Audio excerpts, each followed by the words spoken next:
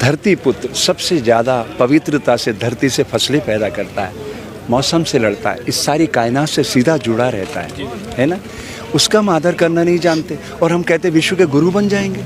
मतलब लग रहा है कि आप मेरी इस बात को बिना कट के दिखा देंगे। मुझे नहीं पता, अगर इंडिपेंडेंट है तो है, नहीं तो जो नेशनल मीडिया इंशाल्लाह आपकी पूरी बातें दिखाई जाए। नरेंद्र ने इसी बात का फ़ायदा उठाया। मैं तो उसको 40 सालों से जानता हूं।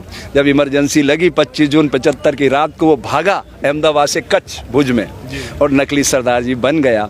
19 से 21 महीने उसने सरदार बन के काटे। काश उसने सरदार के इल्म अपने जीवन में उतार लिए होते तो आज भारत का दृश्य कुछ और होता।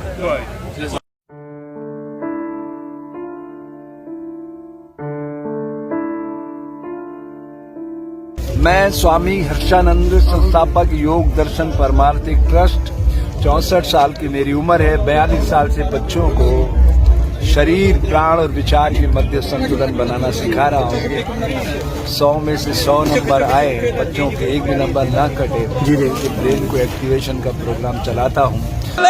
दुनिया की सारी वस्तुओं की कीमत बेचने वाले तय करते हैं, धरती पुत्र की फसल की कीमत खरीदने वाला तय करता है। ये दृश्य बदलने के लिए साधु का धर्म है समाज की सोई हुई चेतना को जागृत करना। मैं 42 साल से बच्चों में और बंदियों में काम कर रहा हूँ। मेरा सपना है भारत की धरती से हर बच्चा सुंदर पिचाई बने, हर बच्चा सुंदर पिचाई बने, सुप्त विवेकानंद को जगाए, बिल गेट्स बने और दुनिया को खुशहाल बनाए। इसलिए मैं आया हूँ। आपका जो चेहरा है वो योगी आदित्यनाथ पे मिलता है। हमारा छोटा भाई है, वो गोरक्षनाथ संप्रदाय में जूना अखाड़े से हूँ। अगर हम बच्चों पे फोकस करें तो आने वाले 20 सालों में भारत दुनिया के मस्तक पर सुशोभित हो सकता है। इसके उलट अगर हम नरेंद्र अमित कंपनी बनाएंगे इस देश को, तो देश ईस्ट इंडिया कंपनी के उसी पैटर्न पे चला जाएगा, गौतम अडानी के हाथों में सौंप देगा। वो फेस है। कौन? नरेंद्र मोदी। एक्चुअल बिजनेस तो गौतम अडानी चला रहा है, सारे सिस्टम पे कब्जा कर चुका है। 2000 में वो कच्छ में टेंट लगाता था, तंबू तानता था जी। 20 सालों में ऐसा क्या करिश्मा कर दिया उसने कि सारे देश में, सारी दुनिया में उसका साम्राज्य फैल गया जी। कस्टम को चूना लगा लगा के हमारा आपका असंख्य अरबों खरबों रुपया उसने अपनी जेब में कर लिया जी। ये लड़ाई अब प्राइवेट कंपनी के खिलाफ है। अगर हमें लोकतंत्र बचाना है तो इस प्राइवेट कंपनी को खदेड़ना होगा और उसके लिए बहुत ही मार्मिक अपील मैं देश की जनता से आज करना चाहता हूं। कल तो आप बंद रखिए ही जी, लेकिन ये ईवीएम पे आरोप लगाना बंद करिए जी। मोबाइल से वोट, देखिए मोबाइल पैसा ट्रांसफर करता है जी। नेट बैंकिंग से, पेटीएम को यूज करता है, ओला उबर को बुलाता है, तो मतदान क्यों नहीं कर सकते?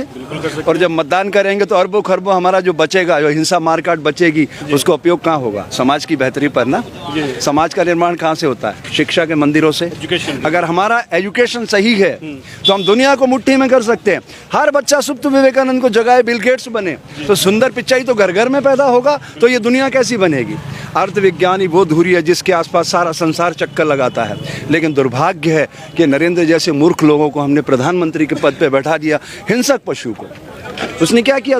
देखिए आप, उसके सारे IAS IPS जो उसको जानते सब जेलों में सड़ रहे हैं गुजरात के अंदर। गुजरात में अगर आप खेड़ू नहीं है, आज की तारीख में 370 कश्मीर से हट गया, 370 गुजरात में कायम है। मुझे आप जमीन खरीदवा दीजिए खेड़ू की, मैं खरीदना चाहता हूँ 100 करोड़ रुपए लगा के, खरीदवा दीजिए 1 इंच जमीन गुजरात में जी। तो ये सरकार तो बोल रही है कि 2022 तक आय दुगनी कर देंगे, एजुकेशन पे ध्यान देंगे और देश विकास की तरफ जा रहा है।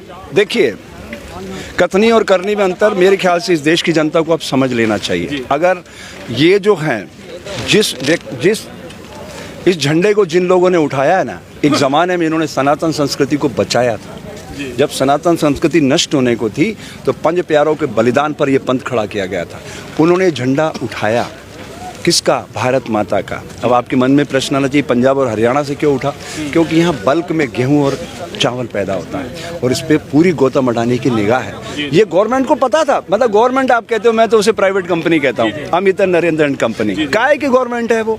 आपको मैं 4 मंत्रियों के नाम पूछूं, आपको पता ही नहीं होगा कौन मंत्री है। पत्रकार हैं आप, उसके बाद भी पता नहीं हो, क्योंकि वो मार्केटिंग उनकी है। चंद फेस, चंद चेहरे हैं जो वही चेहरे सारा काम पीएमओ ऑफिस देख रहा है।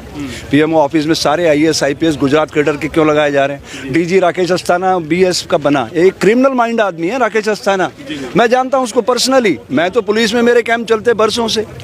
ऐसी कोई सेल नहीं है पैरा मिलिट्री जहाँ मेरे कैंप नहीं चलते हों। देश के हजारों स्कूलों में मैंने प्रोग्राम दिए, मैं तो जन जन को व्यक्तिगत रूप से जानता हूँ, अधिकारियों को, उनमें मेरा प्रोग्राम जाता है। क्रिमिनल माइंड आदमी है, उसको बीएसएफ का हेड बना दिया, एक कहीं भी छग में युद्ध कराएगा देख लेना, और फिर सारे आपके ये माहौल ठंडे कर देगा।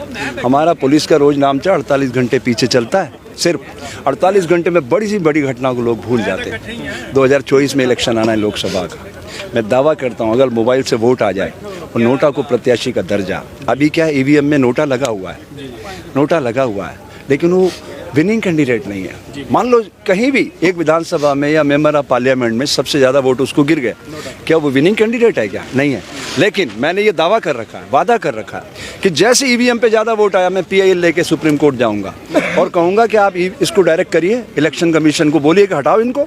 जनता ने नकार दिया है ना। हमारे भारतीय जनतंत्र का स्वरूप क्या है? जनता का, जनता से, जनता के लिए। लेकिन है क्या ऐसा? आप बताइए, देश 1947 में आज़ाद हुआ, 1857 में आज़ादी का आंदोलन शुरू हुआ, 90 सालों में अनगिनत धर्मयोद्धाओं ने खून से सींचा आज़ादी को। आज़ादी आ गई क्या? चंद मुट्ठियों में कैद हो गई साहब। जस की तस है वो स्थिति किसान की, जो 1947 में खड़ा था वही आज लेके खड़ा है। मिनिमम सपोर्ट प्राइस का 6% लोगों ने यूज़ किया, 94% को तो ये देते ही नहीं है। आप बताइए, धरती पुत्र सबसे ज़्यादा पवित्रता से धरती से फसलें पैदा करता है, मौसम से लड़ता है, इस सारी कायनात से सीधा जुड़ा रहता है ना। उसका हम आदर करना नहीं जानते और हम कहते विश्व के गुरु बन जाएंगे।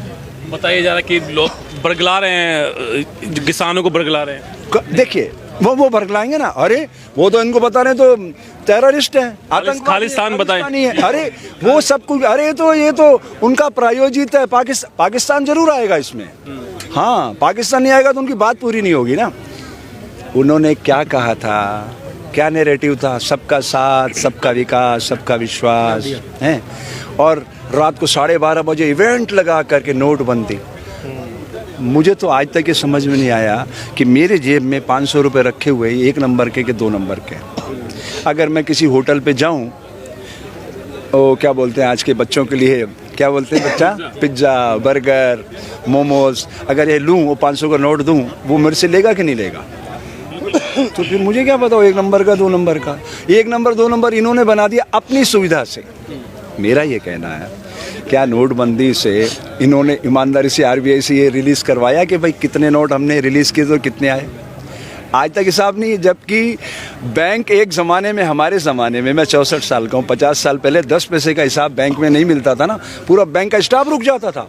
वो 10 पैसा कागज़ में कहाँ गया? यूँ तो कोई भी 10 पैसा दे देगा, लेकिन कागज़ से ढूंढना है कि क्या गलती हुई। तो मैनुअल पे इतना परफेक्शन था, और अब तो भाई साहब डिजिटल इंडिया है। डिजिटल तकनीक तो है ना, 1 सेकंड के 1000 सेकंड बना लेती है, मिनी सेकंड। 100 सेकंड तो धावक बना लेता है। आप बताइए, भारत की धरती से 100 मीटर का एक भी धावक पैदा हुआ आज तक? हुआ?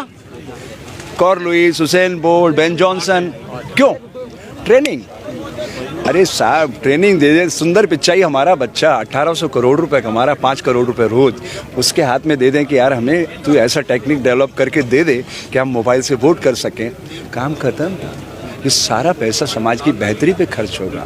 आप बताइए, आप एक जेंटलमैन व्यक्ति लग रहे हैं चेहरे मोहरे से, मतलब लग रहा है कि आप मेरी इस बात को बिना कट के दिखा देंगे। मुझे नहीं पता, अगर इंडिपेंडेंट है तो है, नहीं तो जो नेशनल मीडिया, इंशाल्लाह आपकी पूरी बातें दिखाई जाएगी। आज अस्सलाम वालेकुम भाईजान, बोलो। वालेकुम सलाम। यस, तो अब मैं आपकी बात से एक नया संदेश देना चाहता हूँ, जो सबके वायरस को डिसॉल्व करके, डिमोलिश करके नया वायरस फिट करेगा। इस देश को कोई नहीं बचा सकता साहब। ये देश खंडित होगा, लिख लीजिए आप, ये देश टूटेगा, लिख लीजिए आप, गारंटी करता हूँ। इनको मैंने वायरस डाला, नरेंद्र तो मैं तो ए पढ़ रहा हूँ, ए फॉर एप्पल, वो तो जेड पढ़ रहा है। वो तो जहाँ से हम सोचना बंद करते वहाँ से वो शुरू करता है।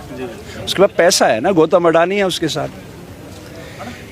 मैंने बांटा कि तू हिंदू, तू मुस्लिम, तू सिख, तू ईसाई, वो खुश हो गया। कौन? देश के जनमानस की, वाह। लेकिन मैंने देश को बांट दिया। ना मैं हिंदू बनूं ना तुम मुसलमान बनो, मैं भी इंसान बनूं, तुम भी इंसान बनो, इसकी जरूरत है साहब। जीवन के अब तालियां भी बजा दी इन्होंने, देखो पहले भी तालियां बजा दी, अब भी तालियां बजा दी। अब इनको ये पता नहीं है क्या सही है और क्या गलत है। बस नरेंद्र ने इसी बात का फ़ायदा उठाया। मैं तो उसको 40 सालों से जानता हूँ। जब इमरजेंसी लगी 25 जून 75 की रात को वो भागा अहमदाबाद से कच्छ भुज में और नकली सरदार जी बन गया। 19 से 21 महीने उसने सरदार बन के काटे। काश उसने सरदार के इल्म अपने जीवन में उतार लिए होते तो आज भारत का दृश्य कुछ और होता। बहुत बहुत धन्यवाद, आपसे बात करके बहुत अच्छा लगा जी।